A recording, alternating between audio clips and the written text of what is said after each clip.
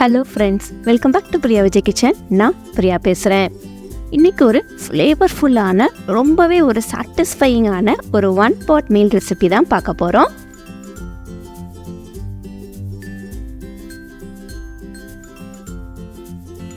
உங்கள் வீட்டில் ஏதோ ஒரு ஸ்பெஷல் அக்கேஷன் வந்துச்சுன்னா கண்டிப்பாக இது ஒரு முறை ட்ரை பண்ணி பாருங்கள். குக்கிங் ஆரம்பிக்கிறதுக்கு முன்னாடி இன்க்ரீடியன்ட்ஸ் எல்லாத்தையுமே ரெடி பண்ணி வச்சுக்கலாம். முதல்ல இங்கே ஒரு பவுலில் 1 கப்பு வெள்ளை சுண்டல் எடுத்துருக்கிறேன். இது ஒரு 2லேருந்து 3 தடவை நல்லா வாஷ் பண்ணிவிட்டு 6லேருந்து 8 மணி நேரம் ஊற போட்டுடலாம். கண்டிப்பாக ஊற போட்டுக்கோங்க, இல்லைன்னா பதமாக வெந்து வராது. நைட்டே ஊற போட்டாலும் சரிதான். அடுத்து வேறொரு பவுலில் 1 கப்பு பாஸ்மதி ரைஸ் எடுத்துக்கோங்க. குக் பண்ணி முடிச்சுட்டு சாதம் ஒரு பெர்ஃபெக்டான டெக்ஸ்சரில் வரணும்னு நினச்சிங்கன்னா இதையும் ஒரு 1/2 மணி நேரம் ஊற போட்டுக்கோங்க. ஒரு கடாய் எடுத்துக்கோங்க. ஒரு 1 டேபிள் ஸ்பூன் எண்ணெய் விட்டுட்டு நல்லா தின்னாக ஸ்லைஸ் பண்ண ஆனியனை சேர்த்துக்கோங்க. வெங்காயம் நல்லா பொன்னிறமாக ஆனதுக்கப்புறமா ஒரு 2 மீடியம் சைஸ் தக்காளியை இதில் சேர்த்துக்கோங்க.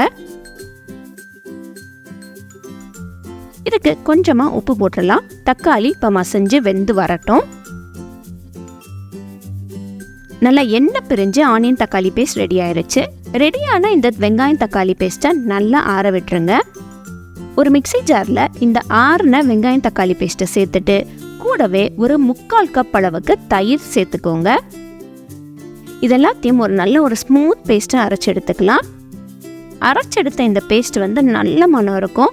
இந்த பேஸ்ட்டு தான் நம்ம செய்ய போகிற புலாவுக்கு பேஸு. அடுத்து ஒரு ப்ரெஷர் பேனில் நெய்யும் எண்ணெயும் கலந்து சேர்த்துக்கோங்க. இங்கே 1 டேபிள் ஸ்பூன் நெய்யும் 1 டேபிள் ஸ்பூன் ஆயிலும் சேர்த்துருக்கிறேன். காயமும் 1 டீஸ்பூன் சோம்பு, 1/2 டீஸ்பூன் சீரகம், ஒரு 1/2 டீஸ்பூன் மிளகு சேர்த்துக்கலாம். கூடவே ஒரு சின்ன துண்டு பட்டை, 2 ஏலக்காய், 3 கிராம்பு, ஒரு 6-7 முந்திரி பருப்பு, உடைச்ச முந்திரி போட்ட மசாலா பொருளோட வாசம் வர வரைக்கும் வறுத்துக்கோங்க. அடுத்து 1 டீஸ்பூன் இஞ்சி பூண்டு விழுது. இதையுமே நல்ல பச்சை வாசனை போகிற வரைக்கும் வறுத்து எடுத்துட்டு காரத்துக்கு 2 பச்சை மிளகாய் சேர்த்துக்கோங்க. காரம் ஜாஸ்தியாக வேணும்னா கூட 2 கூட நீங்கள் சேர்த்துக்கலாம். இங்கே 200 கிராம் பன்னீரை கியூப்ஸாக கட் பண்ணி எடுத்து வச்சிருக்கிறேன். இதையும் இதோட சேர்த்துடலாம். ஒரு தடவை மசாலா பொருளோட பன்னீரை லைட்டாக வதக்கிட்டு நம்ம ஊற போட்டு வச்சிருந்த வெள்ளை சுண்டலையும் இதில் சேர்த்துக்கலாம். தனியாக வேக போடணும்னு அவசியம் இல்லை, டேரெக்டாக நம்ம அப்படியே ஊற போட்டதையே சேர்த்துடலாம்.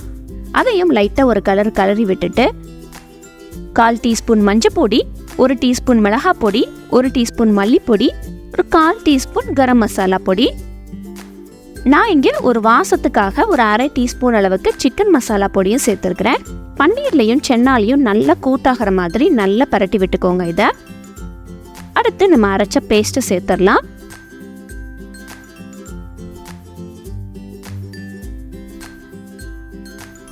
இந்த பேஸ்ட் தான் நம்ம புலாவுக்கு நல்ல க்ரீமியான டேங்கியான ஃப்ளேவரை கொடுக்கும். அடுத்து கொஞ்சமாக ஃப்ரெஷ்ஷான மல்லி இலை சேர்த்துக்கோங்க. இதுக்கு எல்லாத்துக்கும் தேவையான அளவு உப்பு போட்டுக்கோங்க. அடுத்து ஊற வச்சிருந்த பாஸ்மதி ரைஸை சேர்த்துக்கலாம். அரிசியவும் இதோட நல்லா கலந்து விட்டுருங்க. நல்லா பொறுமையாக கலந்து விடுங்க. அரிசி உடைஞ்சிடக்கூடாது. ஊற போட்டனால ஈஸியாக உடையும். அடுத்து அளவு தண்ணி ஊற்றிடலாம். 2 கப்பு ஊற்றிக்கோங்க. 1/2 கப்பு பாஸ்மதி ரைஸுக்கு 2 கப்பு சரியாக வரும். உப்பு பார்த்துட்டு நல்லா ஒரு கொதி விட்டுருங்க. ஒரு கொதி வந்ததுக்கு அப்புறமா இதை விசில் விட்டுறலாம். 3 விசில் கரெக்டாக மீடியம் ஃப்ளேமில் வச்சு 3 விசில் விட்டுடுங்க. சூப்பராக ரெடி ஆயிரும். சென்னாவுமே பார்த்தீங்களா நல்லா வெந்திருக்கு. பன்னீர் குக்கரில் வெந்தனால ரொம்ப ரப்பர் மாதிரி இருக்கும்னு நினைக்காதீங்க, அவ்வளோ சாஃப்டாக இருக்கும். இதை கண்டிப்பாக உங்கள் வீட்டில் ட்ரை பண்ணி பாருங்கள். தேங்க்யூ. தேங்க்ஸ் ஃபார் வாட்சிங்.